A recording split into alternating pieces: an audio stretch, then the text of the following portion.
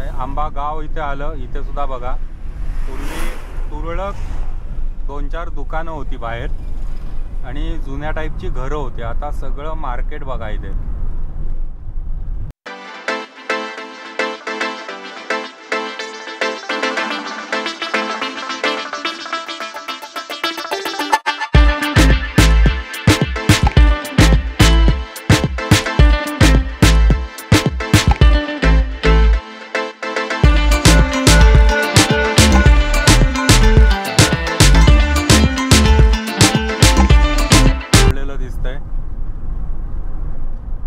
वरती तिथे हॉटेल आहे. इथे पण जरा काहीतरी काम दिसतंय सुरू झालेलं.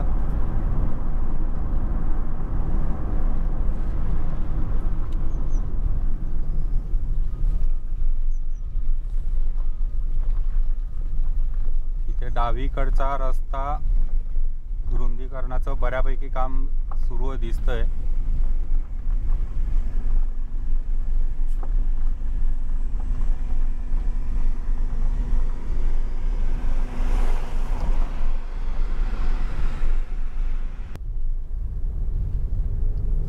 टेम्परेचर आता एकदम वाढलंय 34 डिग्री.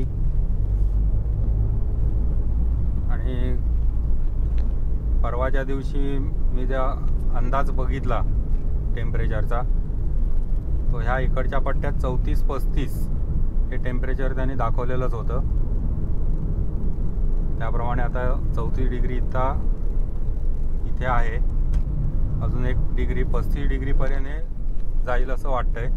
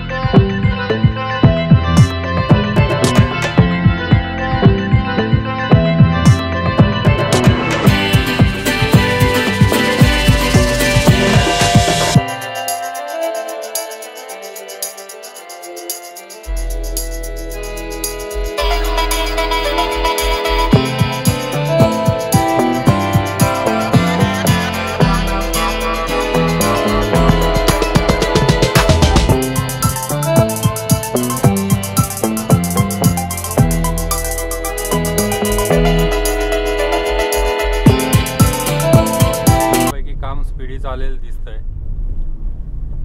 आंबा गाव सोडल्यानंतर मध्ये जरासं काम थंडावलेलं वाटत होतं, पण या पुढच्या पट्ट्यात मात्र आता परत कामाची गती व्यवस्थित दिसते, कारण काही ना काहीतरी ॲक्टिव्हिटीज सुरू आहेत.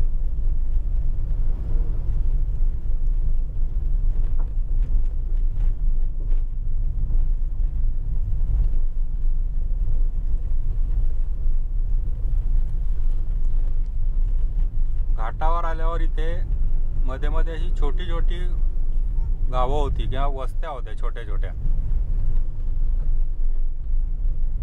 हे बरंचसं त्यातलं सगळं पाडलेलं आहे. आता इथे बघा डाव्या हाताला सगळं पाडून झालंय.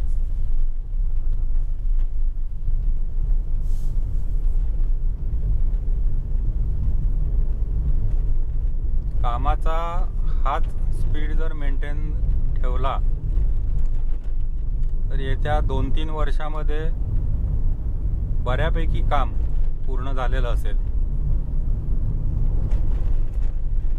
आणि माझ्या अंदाजाने अशाच स्पीडने जर काम राहिलं तर येत्या 4-5 वर्षामध्ये हा रस्ता कोल्हापूरपर्यंत तरी व्यवस्थित झालेला असेल. परमेश्वराकडे प्रार्थना आहे आमच्या मुंबई गोवा हायवेकडे लक्ष द्या आणि ते काम ह्याच्या आधी होईल असं बघा, नाहीतर आधी सुरू होऊन सगळ्या जगाच्या पाठनं त्याचं काम होणार आहे.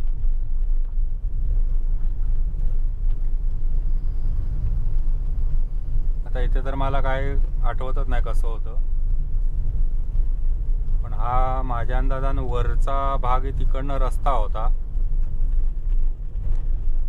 आणि आता मधला इथला डोंगर आहे तो काढून खालून रस्ता झालाय. ही लेन झाली की मग तिकडनं परत वरनं रस्ता, म्हणजे उजव्या हाताचा हा जो डोंगराळ भाग दिसतो तो फोडून तिकडचा रस्ता सुरू होईल.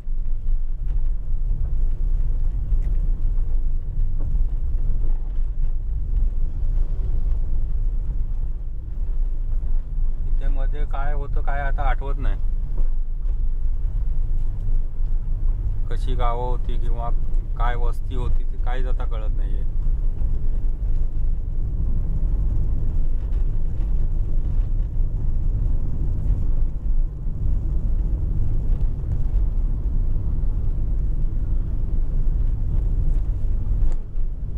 थोडासा काहीतरी खटखट खटखट खटखट आवाज येतोय, रेकॉर्डिंग मध्ये येतोय तो आवाज.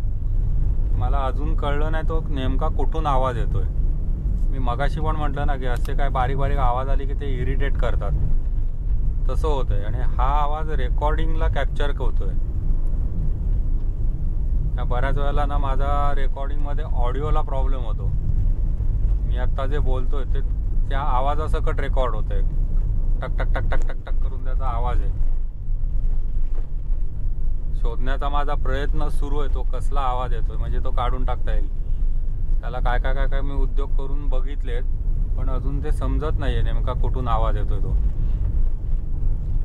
आता परत जरा मी पुढे सावली मिळाली की गाडी उभी करणार आहे. थोडासा त्याचा आवाज कसला आणि काय आहे शोधण्याचा प्रयत्न करतो परत.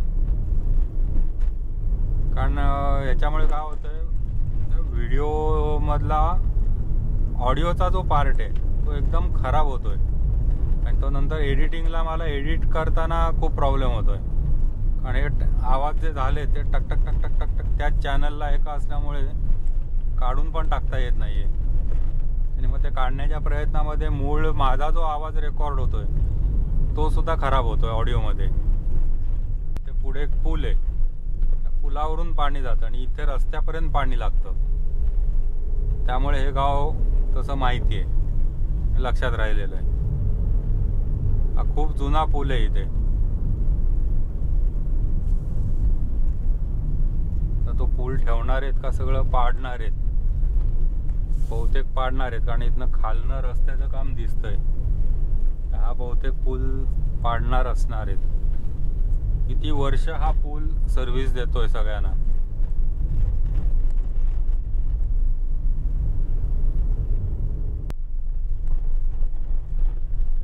समोर असे ट्रॅक्टर असतात ऊस भरलेले, किंवा आता हे गवताचा पेंडा घेऊन चाललाय. अशा वेळेला ओव्हरटेकची गडबड करू नका. जोपर्यंत पुढचं पिक्चर क्लिअर होत नाही तोपर्यंत ओव्हरटेक करू नका. कारण बऱ्याच वेळेला असं होतं की ओव्हरटेक करायला जातो, समोरनं एखादं वाहन येतं, आपल्याला गाडी थोडी डावीकडे घ्यावी लागते आणि ती घेताना ह्या गाडीवरती आपटण्याची शक्यता असते.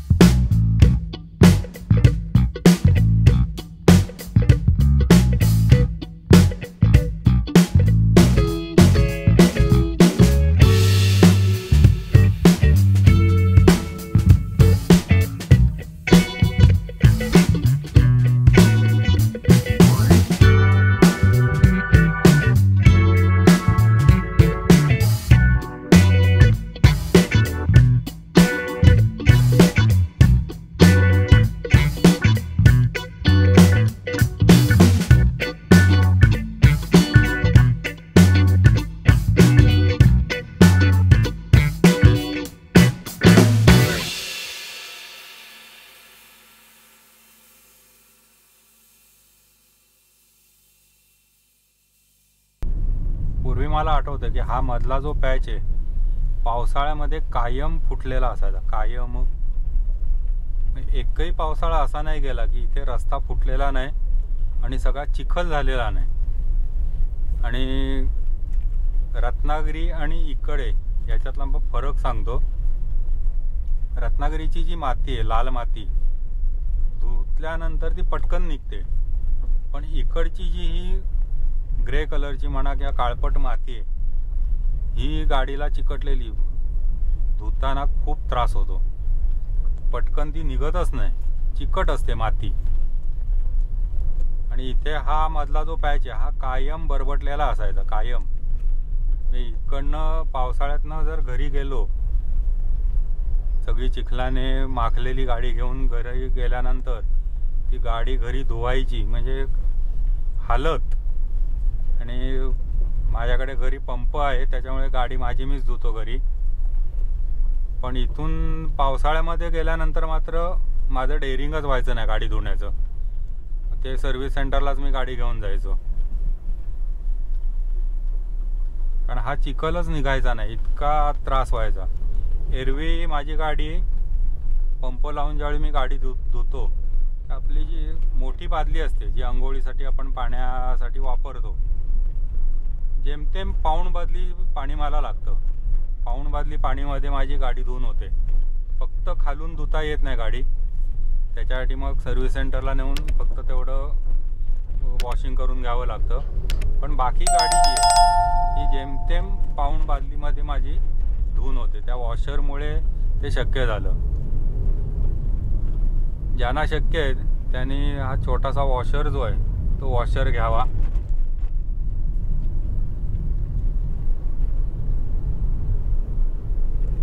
कमीत कमी पाण्यामध्ये गाडी धुवून होते, हा माझा अनुभव आहे. त्या कधीतरी 15-20 दिवसातनं एकदा मी गाडी धुवायचो. त्यावेळी अर्थात तेवढं रनिंग पण असायचं. म्हणजे वॉशर असल्यामुळे पटकन पण होतं काम आणि कमीत कमी पाण्यात गाडी स्वच्छ धुवून निघते. ऑनलाईन पोर्टलवरती तुम्हाला वॉशर्स बघायला मिळतील. मी त्यावेळी स्टारक्यू कंपनीचा वॉशर घेतला होता. आता मला तो वॉशर घेऊन सुद्धा जवळजवळ 5-1 वर्ष होऊन गेली. 120 बार प्रेशर त्या वॉशरचं आहे. तर तुम्हाला खोटं वाटेल, जर त्याचा वॉशिंगचा जो नोझल असतो तो पॉइंटेड केला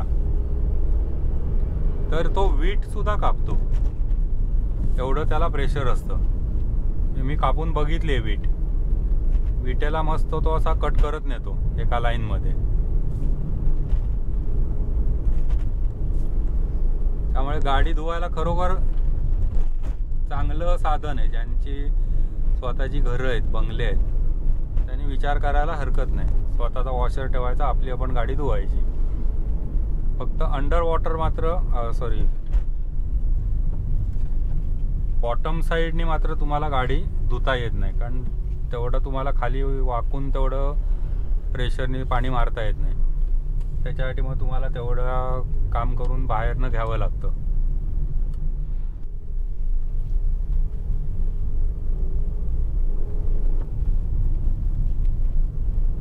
इथे सुद्धा ही रुंदीकरणामध्ये ही झाडं सेफ राहत आहेत, कारण रस्ता पलीकडनं दिसतोय. पलीकडच्या बाजूने शेतातनं रस्ता जाणार आहे. पुढे फक्त तो बघूया आपण कुठे दिसतो का, बाहेर कुठनं येणार. पण तो सरळ माझ्या मते पुढे जाईल. ह्या आतला जो सगळा वळणावळणांचा भाग आहे, हा सगळा भाग त्याच्यातनं स्किप होणार आहे. इथे घाटावरती शेती असल्यामुळे बऱ्यापैकी ते बहुतेक शक्य आहे. शेतातनं रस्ता त्यांना काढता येणं पॉसिबल झालं आहे. आपल्याकडे कोकणामध्ये बरेचसे डोंगर उतार आहेत, त्याच्यामुळे ही शक्यता खूप कमी आहे.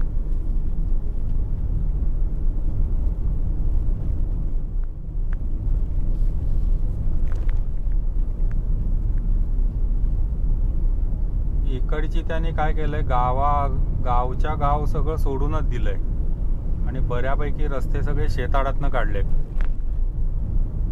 गावं सेफ राहिलेत. कोकणातली बरीचशी गावं आहेत ती गावच गेलीत. गावांना स्किप न करता असं त्यांनी केलं नाही, गावातनंच रस्ता काढलाय.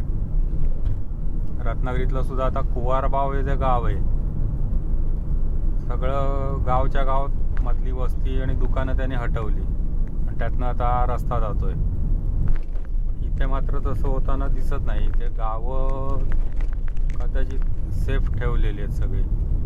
आता आपण मलकापूरला आलोय. पुढे आपण मलकापूरच्या स्टँडपर्यंत जाऊन येऊया. मलकापूरची इथनं वस्ती सुरू झाली.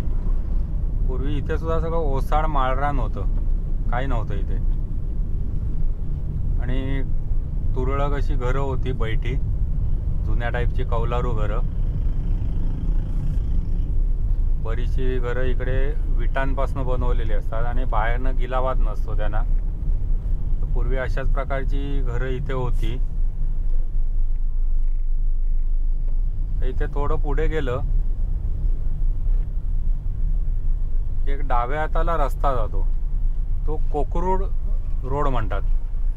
त्या रस्त्याने तुम्ही कोकरूड मार्गे पुण्याला जाऊ शकता किंवा हायवेला जाऊ शकता.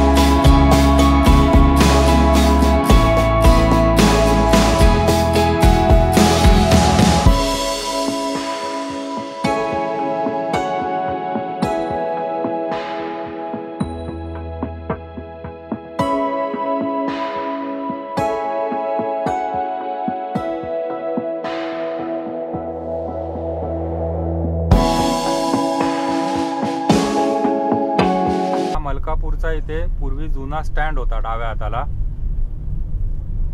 आणि हा मलकापूरचा जुना पूल. हा सुद्धा ब्रिटिशकालीन असावा असा माझा अंदाज आहे. एकंदरीत त्याची बांधणी, त्याची ठेवण वगैरे ह्या सगळ्या गोष्टी जर बघितल्या, हा पण ब्रिटिशकालीन पूल आहे.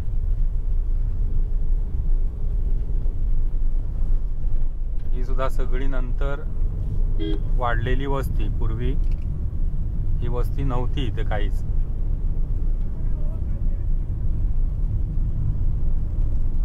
आणि आता इथे थोडं पुढे गेलं की मलकापूरचा बस स्टँड येईल. माझा एक पूर्वीचा जुना अनुभव सांगतो, आठवण. आम्ही ज्यावेळी सांगलीला जायचो सकाळी 6ची गाडी, रत्नागिरी सांगली,